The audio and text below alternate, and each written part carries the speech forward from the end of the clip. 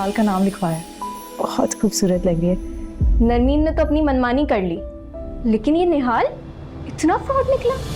वो ठीक कहता है तुम्हारे बारे में, काली जबान है तुम्हारी, जो मुंह से निकालती है वो सच हो जाता है। नरमीन ने किसे पसंद कर लिया है? बल्कि मैं तो कहती हूँ कि सिराज ने अलाव कैसे कर दिया उसे। कल असर की नमाज के बाद नरमीन का निकाह है, मैं मोहल्ले वालों को क्या मुंह दिखाऊंगा। अब प्याज का फोन भी आया, वो कह रहे कि शादी को मंसूख कर दो।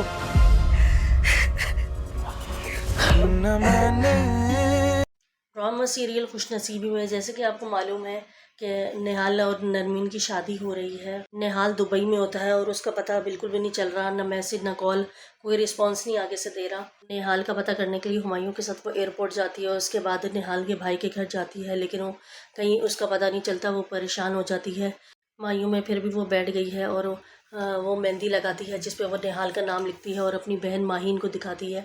कहती है कि देखो कि मैंने निहाल का नाम लिखवाया अपने हाथ पर। माहीन कहती है अच्छी लग रही है, लेकिन ये सब छोड़ो, बताओ मैं निहाल की कुछ खबर आई? नरमीन कहती है कि क्या मतलब खबर आई? वो किसी महाज पे थोड़ी गया जो उसकी खबर आएगी, या किसी जंग में थोड़ी गया है कि उसके मरने का इतला मिलेगी। देखना, वो निहाल मुझे सरप्राइज़ दे रहा है, उसकी सरप्राइज़ देने की आदत है ना।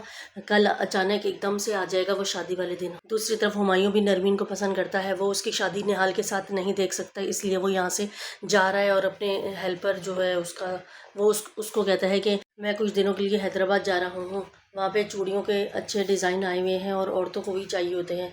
तो वो लड़का कहने लगता है कि हमारी एक फ़ोन कॉल पर दुनिया भर से सारे माल जो है वो यहाँ पर आ जाते हैं, तो फिर आप क्यों जा रहे हैं, क्यों भागने का इरादा है आपका?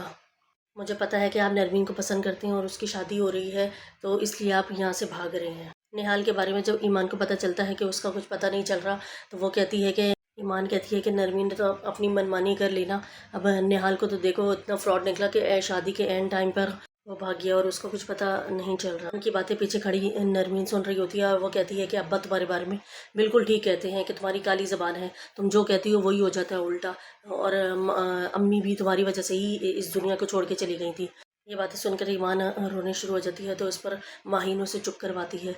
नरमीन के पास निहाल के भाई का वॉइस मैसेज आया, वो कह रहे हैं कि निहाल जो है फ़रार है। उसके दोस्त ने बताया है कि वो शायद किसी दूसरे कंट्री में चला गया है। नरमीन की वजह से सब परेशान है। उसकी दूर की खाला भी कहती हैं कि सिराज ने कैसे उसको अलाउ कर दिया कि वो अपनी पसंद की शादी कर ले, और अब एंड टाइम पे वो भाग गया है।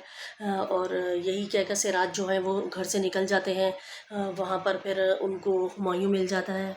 वो हुमायूं को बताते हैं कि फ़राज का फ़ोन आया है, का जो है मंसूख कर दें, लेकिन कल असर के बाद निकाह है नरमीन का। अब हम सबको क्या मुंह दिखाएंगे, कि पड़ोसियों को क्या मुंह दिखाएंगे कि हम बेटी की शादी क्यों नहीं हुई। हुमायूं सिराज साहब को घर लेकर आते हैं, वो घर आते साथ ही बेहोश हो जाते हैं।